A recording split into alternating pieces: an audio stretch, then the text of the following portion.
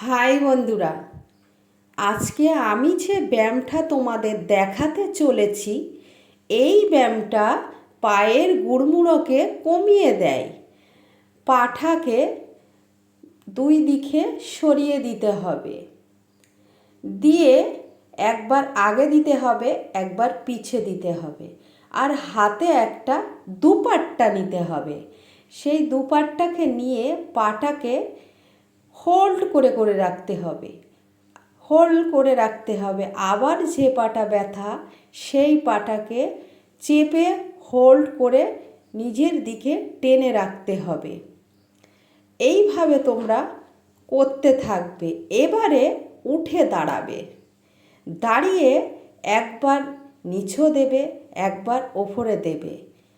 এই পাটা যেন মাটিতে না ঠেকে। তোমাদের ব্যথা আর কমে যাবে, আর তোমাদের ওষুধ লাগবেই না। রেগুলার করতে হবে, একদিনও মিস দিলে হবে না। আধ ঘন্টার মধ্যেই তোমরা আরাম পেয়ে যাবে।